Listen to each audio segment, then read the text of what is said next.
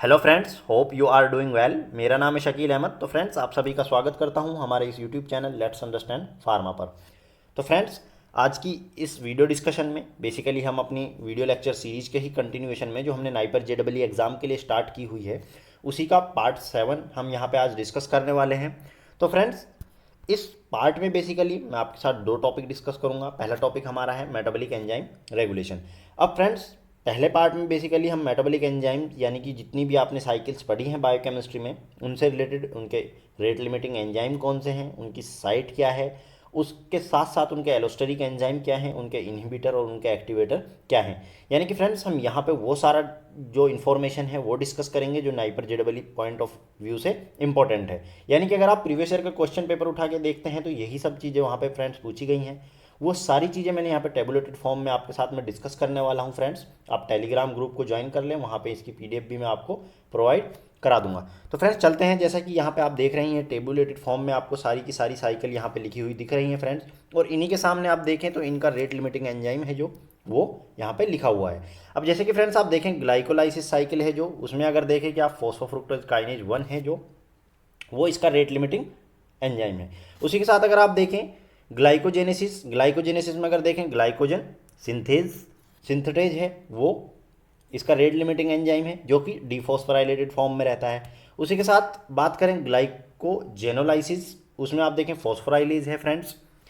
Gluconeogenesis की अगर मैं बात करूं फ्रेंड्स, पायरुवेट कार्बोक्सिलेज फॉस्फिनोल पायरुवेट कार्बोक्सिकाइनेज यानी कि PEPC भी बोलते हैं फ्रेंड्स। अब फ्रेंड्स देखिए, यहाँ पे जितना भी डाटा जितना भी चीज़ें मैं आपके साथ डिस्कस करने वाला हूँ ये मेनली याद रखने वाली चीज़ें हैं। आपको ये सारी की सारी चीज़ें याद रखनी है फ्रेंड्स। हमने यहाँ पे सारा का सारा जो रेट लिमिटिंग एंजाइम है वो सारा का सारा डेटा यहाँ पे एक्सट्रैक्ट करके आपको एक ही टेबुलेटेड फॉर्म में वो दे दिया है फ्रेंड। तो आपको ये टेबल डायरेक्ट याद कर लेनी है। अब जैसे कि देखें आप HMP शंट पाथवे है जो, उसमें अगर देखें ग्लूकोज 6 फॉस्फेट डिहाइड्रोजिनेज है। उसी के साथ TCA साइकिल में अगर रेट लिमिटिंग एंजाइम की बात करें तो आइसोस्ट्रेट डिहाइड्रोजिनेज है। यूरिया सिंथेसिस में CPS1 ये कार्बोमाइल फॉस्फेट सिंथेटेज, उसी को दूसरा नाम भी बोल सकते हैं फ्रेंड्स ऑर्निथिन ट्रांसकार्बोमाइलेज। ये फ्रेंड्स आपको नाम याद रखने हैं क्योंकि नाइपर एग्जाम के अंदर डायरेक्ट कई बार ये क्वेश्चन रेट लिमिटिंग एंजाइम जो है एक पर्टिकुलर साइकिल का वो डायरेक्ट कई बार पूछ लिया है। फैटी एसिड सिंथेसिस की बात करें तो acetyl co enzyme A carboxylase है। कोलेस्ट्रॉल सिंथेसिस में HMG को एंजाइम ए रिडक्टेज है। आपने पढ़ा होगा फ्रेंड्स, हमारी स्टेटिन्स ड्रग हैं जो इसी एंजाइम पे वर्क करती हैं। उसी के साथ कीटोन बॉडी सिंथेसिस में बात करें HMG को एंजाइम ए सिंथेटेज। आपको याद रखना है कोलेस्ट्रॉल सिंथेसिस में HMG को एंजाइम ए रिडक्टेज है। कीटोन बॉडी सिंथेसिस में HMG को एंजाइम ए सिंथेटेज है। फैटी एसिड ऑक्सीडेशन में अगर हम बात करें कार्निटीन एसिटाइल ट्रांसफरेज है 1। तो फ्रेंड्स उसी के साथ अगर हम बात करें प्यूरिन सिंथेसिस में कौन सा रेट लिमिटिंग एंजाइम है तो आप देखें PRPP सिंथेटेज है, फुल फॉर्म आप देख लें फ्रेंड्स। उसी के साथ यूरिक एसिड सिंथेसिस की अगर हम बात करें जेंथीन ऑक्सीडेज। बाइल एसिड सिंथेसिस में 7 अल्फा हाइड्रोक्सिलेज। तो ये थे फ्रेंड्स कुछ स्पेसिफिक साइकिल्स मेटाबॉलिक साइकिल और उन्हीं के साथ उनके रेट लिमिटिंग एंजाइम। तो फ्रेंड्स आप ये सारे के सारे एज इट इज़ याद कर लें इनके रेट साइकिल्स उसका रेट लिमिटिंग एंजाइम। अब फ्रेंड्स उसके बाद चलते हैं कि इनका जो डिस्ट्रीब्यूशन है मेनली जो ये कहाँ पे इनका पाथवे टोटली चलता है यूकेरियोटिक सेल के अंदर। तो आप देखें फ्रेंड्स जैसे कि सिट्रिक एसिड साइकिल है वो माइटोकॉन्ड्रिया में उसका चलती है। यूरिया सिंथेसिस की अगर बात करें mitochondria as well as cytosol. Glycolysis cycle friends cytosol में। पेंटोस फॉस्फेट पाथवे है फ्रेंड्स जो ये साइटोसोल में है। ग्लाइकोजेनोलाइसिस की अगर बात करें ये भी साइटोसोल में। ग्लूकोनियो यानी कि ग्लूकोजेनेसिस की बात करें और ग्लूकोनियोजेनेसिस की बात करें तो दोनों के दोनों साइटोसोल में। अब फ्रेंड्स यहाँ पे देखिए आप मोस्टली जो है साइटोसोल में ही हैं। जैसे फैटी एसिड सिंथेसिस की बात करें तो वो भी साइटोसोल में है। अब फैटी एसिड बीटा ऑक्सीडेशन की बात करें माइटोकॉन्ड्रिया में है, रेस्पिरेटरी चेन माइटोकॉन्ड्रिया में है। अब आपको क्या करना है फ्रेंड्स कि ये जितने भी साइटोसोल वाले हैं उनको एक जगह रख के आपको याद कर लेना है। माइटोकॉन्ड्रिया वाले हैं जो उनको माइटोकॉन्ड्रिया में सबको एक जगह रख के याद कर लेना है। यानी कि फ्रेंड्स अगर आप देखें मोस्टली दो ही जगह ये सारे के सारे दिख रहे हैं, cytosol as well as mitochondria. अब यहाँ पे देखें कि आप यूरिया सिंथेसिस है जो फ्रेंड्स वो साइटोसोल में भी है एज वेल एज माइटोकॉन्ड्रिया में भी है। उसके बाद बाकी चीज़ें अगर आप देखें फ्रेंड्स यहाँ पे आपको दिखेगा कि माइटोकॉन्ड्रिया और साइटोसोल सिंगल साइड पे आपको देखने को मिल रहा है। तो इस कंडीशन में फ्रेंड्स आप सबको एक साथ रख दें। उसी के साथ यहाँ पे दूसरी तरफ देखें ऑक्सीडेटिव फास्फोराइलेशन भी माइटोकॉन्ड्रिया में हो रहा है तो फ्रेंड्स वो भी आपको यहाँ पे उसी तरफ रख देना है। अब प्रोटीन सिंथेसिस कहाँ पे होती है फ्रेंड्स, एंडोप्लाज्मिक रेटिकुलम में और साइटोसोल में। DNA सिंथेसिस की अगर हम बात करें न्यूक्लियस में। mRNA सिंथेसिस भी न्यूक्लियस में फ्रेंड्स। यानी कि टीआरएनए की अगर हम बात करें न्यूक्लियोप्लाज्म, और आरआरएनए की अगर फ्रेंड्स बात करें तो न्यूक्लियस। यानी कि अब कोलेस्ट्रॉल सिंथेसिस को आप देखें फ्रेंड्स, ईआर और साइटोसोल जो हमारा होता है लीवर के ईआर और साइटोसोल में फ्रेंड्स, ये चीज़ें आपको याद रख लेनी है। हम यहाँ पे जो मेन डिस्ट्रीब्यूशन है उसी की बात कर रहे हैं, पर्टिकुलर सेल की हम यहाँ पे बात नहीं कर रहे हैं फ्रेंड्स। ऐसे ही अगर हम बात करें फॉस्फोलिपिड सिंथेसिस की तो friends endoplasmic reticulum, heme synthesis cytosol और माइटोकॉन्ड्रिया में, हाइड्रोलाइटिक जितने भी एंजाइम हैं फ्रेंड्स वो लाइजोसोम में। यानी कि ये सारे के सारे आपको डिस्ट्रीब्यूशन और मेटाबॉलिक पाथवे हैं जो उनको भी याद रख लेना है फ्रेंड्स अच्छे से कि कहाँ पे कौन सा पाथवे हो रहा है। अब चलते हैं फ्रेंड्स नेक्स्ट, इनके एलोस्टेरिक एंजाइम कौन से हैं। यहाँ पे कुछ स्पेसिफिक एलोस्टेरिक एंजाइम दिए हुए हैं। जैसे ग्लाइकोलाइसिस की बात करें तो अगर हम ग्लाइकोलाइज हेक्सोकाइनेज है, फॉस्फोफ्रुक्टोज काइनेज 1 है, पायरुवेट काइनेज है, तो ये सारे एलोस्टेरिक एंजाइम हैं। यानी कि फ्रेंड्स इनके पास एक्टिव साइट के अलावा एक दूसरी साइट भी होती है जो एलोस्टेरिक साइट बोलते हैं जिसको। तो अब इस एलोस्टेरिक साइट का एक्टिवेटर की अगर हम बात करें, ये इसके एक्टिवेटर हैं फ्रेंड्स। यहाँ पे आप देखें एएमपी है, एडीपी है, एफबीपी है, यानी कि फ्रुक्टोज 1,6 बिस फॉस्फेट है, इनऑर्गेनिक फॉस्फेट है। तो यहाँ पे इनहिबिटर की बात करें तो G6P है, यानी कि ग्लूकोज 6 फॉस्फेट है। तो ये सारे के सारे फ्रेंड्स आपको ऐसे ही याद रख लेने हैं कि अगर आप देखें फॉस्फोफ्रुक्टोज काइनेज 1 और पायरुवेट काइनेज, इन दोनों का भी जो एक्टिवेटर है वो FBP है। उसी के साथ इनके इनहिबिटर की बात करें citrate, ATP acetyl coenzyme A। अब ऐसे ही फ्रेंड्स ये सारी की सारी साइकिल मैं कुछ इंपॉर्टेंट का आपके साथ डिस्कस कर लेता हूँ, आप ये सारे के सारे याद कर लें फ्रेंड्स अच्छे से। जैसे कि फ्रेंड्स अगर हम देखें यहाँ पे ग्लाइकोजेनोलाइसिस है। ग्लाइकोजेनोलाइसिस की अगर हम बात करें तो जिसका एलोस्टेरिक एंजाइम है वो ग्लाइकोजन फॉस्फोराइलेज है। अब इसके जो एक्टिवेटर हैं वो MP है, G1P है, यानी कि ग्लूकोज 1 फॉस्फेट है, इनऑर्गेनिक फॉस्फेट है फ्रेंड्स। अब इसके इनहिबिटर आप देखें ATP और G6P, यानी कि ग्लूकोज 6 फॉस्फेट। ऐसे ही फ्रेंड्स फैटी एसिड अगर सिंथेसिस की अगर हम बात करें तो यहाँ पे एसिटाइल कोएंजाइम एक कार्बोक्सिलेज आपको यहाँ पे दिखेगा एलोस्टेरिक एंजाइम, जो कि एक्टिवेट होता है सिट्रेट और आइसोसिट्रेट से और इनहिबिट होता है long chain fatty acid fatty acyl coenzyme A से। कोलेस्ट्रॉल सिंथेसिस की बात करें फ्रेंड्स, आपको पता ही है एलोस्टेरिक एंजाइम की तरह भी ये HMG कोएंजाइम रिडक्टेज काम करता है और रेट लिमिटिंग स्टेप भी है। इसके अगर इनहिबिटर की बात करें तो फ्रेंड्स कोलेस्ट्रॉल है। अगर कोलेस्ट्रॉल ऑलरेडी है तो ये एंजाइम बंद रहेगा फ्रेंड्स, उस कंडीशन में ये एंजाइम रिएक्शन को फर्दर कैरी नहीं करेगा। ऐसे ही फ्रेंड्स अगर हम देखें यहाँ पे अगर आप देखेंगे अमीनो एसिड मेटाबॉलिज्म है, GLDH है, यानी कि ग्लूटामेट डिहाइड्रोजिनेज है, जिसमें आप देखें ADP है, ल्यूसीन है, मिथ्योनिन है, उसी के साथ ATP, GTP, NADH हैं जो इसके इनहिबिटर हैं।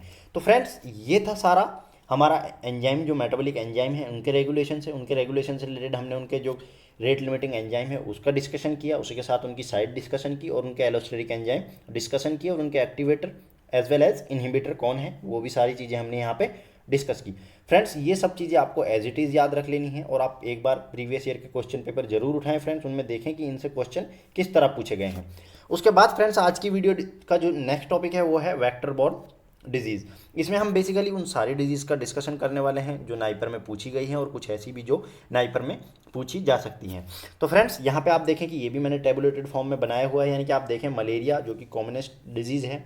अब इसका कॉजेटिव एजेंट है जो वो है प्लाज्मोडियम, और इसी के साथ अगर हम बात करें फ्रेंड्स जो इसका वेक्टर का काम करता है फ्रेंड्स एनाफिलीज मॉस्किटो। आपको याद रखना है फ्रेंड्स नाइपर के अंदर मोस्टली जो पूछा गया है वो वेक्टर का पूछा गया है, वहाँ पे वेक्टर का नाम दे दिया गया है और एक पर्टिकुलर डिजीज़ में उस कि उन से वेक्टर से वो डिजीज़ होती है वो वहाँ पे पूछ लिया गया है। अब मेथड का अगर हम बात करें तो फ्रेंड्स यहाँ पे आप देखें कि ये जो 4 कंटिन्यू है इनमें जो मेथड ऑफ इन्फेक्शन है वो बाइट्स है, यानी कि अगर वो बाइट करता है तो ही जो इन्फेक्शन होने के वहाँ पे चांस हैं। अगर ऐसे ही बात करें तो फ्रेंड डेंगू फीवर, इंसेफेलाइटिस इन दोनों के वायरस हैं, जबकि डेंगू फीवर में हम देखें एडीज मॉस्किटो है और इंसेफेलाइटिस में अगर देखें क्यूलेक्स मॉस्किटो है।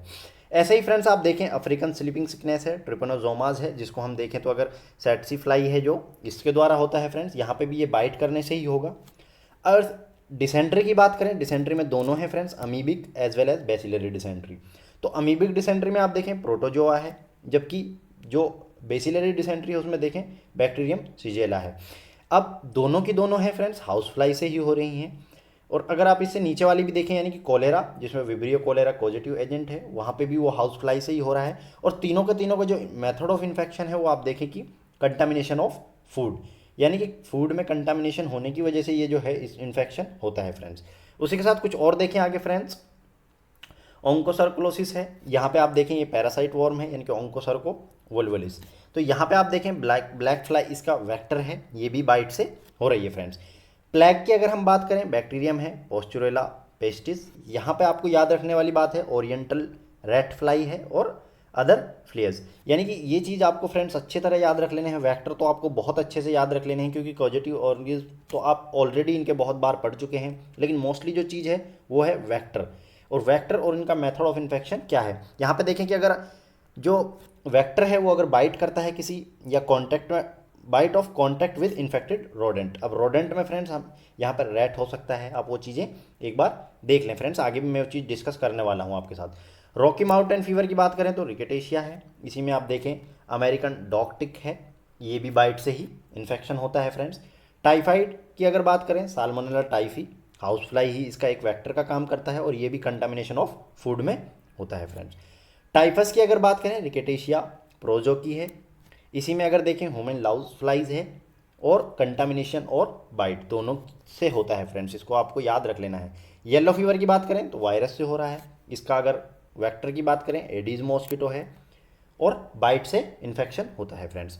अब फ्रेंड्स यहाँ पे मैंने एक लिस्ट दी हुई है जिसमें कुछ मॉस्किटो के बेसिस पे, कुछ फ्लाइज के बेसिस पे, कुछ लाउज एंड रेड फ्लेयर। तो यहाँ पे फ्रेंड्स ये पूरी लिस्ट है, आप देखें मॉस्किटो में एनाफ्लीज मॉस्किटो है जो कि मोस्टली फीमेल है, इसमें मलेरिया कॉज करती है। क्यूलेक्स की अगर बात करें, फिलेरेसिस है, फिलेरेसिस हमने वहाँ पे डिस्कस नहीं की फ्रेंड्स, यहाँ पे आप देख लें। एडीज़ की अगर बात करें तो येलो फीवर जैसे जॉन्डिस या डेंगू या फिलेरेसिस, यहाँ पे आप ये चीज़ें देख लें। हाउस फ्लाई में फ्रेंड्स आप देखें टाइफाइड है, डायरिया है, डिसेंट्री है, कोलेरा है, एज वेल एज ट्यूबरकुलोसिस भी है एंड कंजक्टिवाइटिस, यानी कि एन आई डिजीज जो कि हमें पता है कंजक्टिवाइटिस में यानी कि इन्फ्लामेशन हो रहा है फ्रेंड्स कंजक्टिवा का। उसी के साथ सैंड फ्लाई की बात करें फ्रेंड्स, हमने काला आजार पीछे डिस्कस नहीं किया तो ये भी आपको याद रख लेना है। जो डिजीज ट्रांसमिटेड होती है यानी कि वेक्टर का जो काम करता है यहाँ पे वो सैंड फ्लाई करती है। उसी के साथ फ्रेंड्स ट्रैक्सी फ्लाई की बात करें तो आप देखें यहाँ पे स्लीपिंग सिकनेस हम ऑलरेडी पीछे डिस्कस कर चुके हैं। यहाँ पे सिर्फ ये आपको एक जो टेबल दे दी गई है एक कंप्लीट कि कौन कौन सी डिजीज मॉस्किटो से हो रही हैं, कौन सी फ्लाई से हो रही हैं, कौन सी लाउज से हो रही हैं। यहाँ पे देखें एपिडेमिक, टाइफस और रेड फ्ली हमने पीछे भी बात करी फ्रेंड्स कि प्लेग जो है वो अगर कांटेक्ट में आता है या बाइट करता है किसी रोडेंट को तो वहाँ पे होता है। आप यहाँ पे देखें कि रेड आपको यहाँ पे दिख रहा है रोडेंट में। तो फ्रेंड्स ये थे कुछ वेक्टर्स बॉर्न डिजीज़। अब फ्रेंड्स यहाँ पे आपको सबसे इंपॉर्टेंट जो नाइपर के अंदर, जिस पे नाइपर मेनली अगर देखें आप रिसर्च थ्रस्ट एरिया है तो वहाँ पे आपको बहुत सारी चीज़ें उनसे रिलेटेड भी मिल जाएंगी। तो मलेरिया के बारे में फ्रेंड्स बहुत बार क्वेश्चन नाइपर के एग्जाम में आए हैं, उन्होंने रिपीट मोड पे कई बार क्वेश्चंस को पूछ लिया है। सबसे पहली आपको चीज़ याद रखनी है फ्रेंड्स कि मलेरिया जो है वो कॉज करता है वो प्रोटोजोआ से, जो पैरासाइट है वो प्रोटोजोआ है। अब इसमें फ्रेंड्स आपको देखें कि मोस्टली जो आपने पढ़ी होंगी वो 4 टाइप के कॉजिंग ऑर्गेनिज्म पढ़े होंगे, यानी Plasmodium falciparum, vivax, oval and malariae. इसके साथ फ्रेंड्स आप प्रीवियस ईयर के क्वेश्चन पेपर उठा के देखें, आई थिंक 2020 में ही ये क्वेश्चन पूछा गया है कि जो 5th प्लाज्मोडियम स्पीसीज है मलेरिया के लिए वो कौन सी है, तो आपको ये याद रख लेना है नॉलेजी है, जो कि मोस्टली अगर आप देखें फॉरेस्टेड रीजन है जो साउथ ईस्ट एशिया में वहाँ पे मिलता है। लेकिन नाइपर में ये क्वेश्चन एक बार आ चुका है फ्रेंड्स, तो आपको ये अच्छे से याद रख लेना है। उसी के साथ नाइपर में अगला क्वेश्चन फ्रेंड्स एक और ये भी आ चुका है कि जो world most dangerous malarial parasite है वो आप देखें प्लाज्मोडियम फाल्सीफेरम है, यहाँ पे भी आप देखें ये सर्कल में किया हुआ है फ्रेंड्स। अब एक और क्वेश्चन फ्रेंड्स जो नाइपर में पूछा भी गया है तो वो है सेरिब्रल मलेरिया, जो आप देखें कि वो मोस्ट सीवियर न्यूरोलॉजिकल कॉम्प्लिकेशन है जो एसोसिएटेड है किससे, प्लाज्मोडियम मलेरिया से।